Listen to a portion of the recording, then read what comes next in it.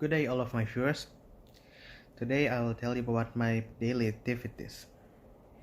This is for my final examination for this second semester. Without wasting much time, let's begin. Every morning I woke up at 7 o'clock. I then took a shower, which took about 10 to 20 minutes. I then ate my breakfast while getting ready for the class. If the class was online, I have much more time to relax, so I didn't have to be quick. I usually ate my breakfast while attending online class, so I can enjoy my breakfast while listening to my mentor.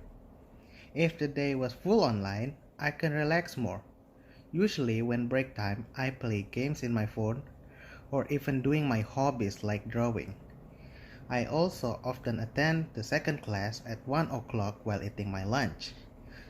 So I have to arrange the camera to go up so it doesn't show my plate. If the class was offline, I have to wake up early and shower faster. I also eat breakfast faster too. Then I walk from my home to the main road. It wasn't far.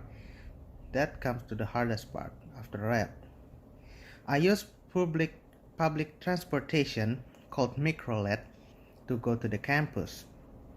Most of the times it took so long because not much people used to use this kind of public transportation anymore. They prefer to ride online taxi and online motorcycle taxis. So the microlet drivers were pretty hesitant at their work too. From my home to my campus is about 4 kilometers. I'm not pretty sure. And it took about half an hour to finally reach my destination because the traffic at the market. After coming home from campus, I took shower again, and if I'm very tired, I sleep through the evening and woke up at 7 o'clock to eat. If I'm not so tired, I check my task and do some. After that, I took a break and play a game. After playing, I eat my dinner and go back to finishing my tasks. If it's still not finished around 9 o'clock, I leave my study desk and I leave the task too and continue my task tomorrow. Sometimes I go to bed early. Sometimes I play first before going to bed, and sometimes I also read the book before going to bed. Let's continue to the second story, my unforgettable moments. Well, this one's an old story. I'm not sure I remember it very clearly, but this was a story when I was 5 years old. My house has a very big garden and with many variations of trees such as rambutan, mango, duku, sawo, guava, papaya, and even a banana tree. The mango tree was the largest of them all. The height is almost same as my house. Beside the mango tree was a bedroom. It had a very big window and faced the mango tree. So I was playing in the garden. I was playing under the mango tree, which was very lush. And then I looked to the window. On the window, I could see a reflection of me and my garden. But something's not right. Why did I saw a reflection of a woman with a white long dress and hair covering her face? I still don't know to this day. So the first thing my instinct told me was to look back at my garden. Nothing. No one was there. I looked back at the reflection on the window, but I still saw that she was still there. I did the same thing for 3 times until I realized how could someone's reflection was there when the person was not even there? There's something wrong. I ran and told my grandma about what happened. She said that her brother-in-law who's ever stayed here ever saw same figure only in the different place. The figure was under the rambutan tree. And my father ever had a dream when he was pulled by this figure to a hole under the mango tree. Apparently, my father can see spirits and ghosts, but at least what he says, and he says that most his of relatives has same abilities to see spirits. But after that, I never saw the ghost again.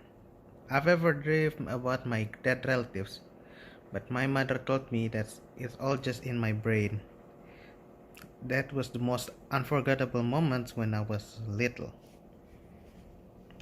Okay, and this is the last one. What's my goal in life? So, goals in life. Okay. People says we live for something. We must have something to do in this life. I am one of the most beloved person in my family, even though I'm often being very naughty, like stealing, fighting, vandalism. But at least they were very happy because I'm not that kind of naughty. I'm not kind of naughty like people who like to bully everyone, who's always hang out with their friends, racing with their motorcycles, and drinking in the back alley. No, I'm not kind of that. Well, I'm very grateful that I felt that like I have the best family ever.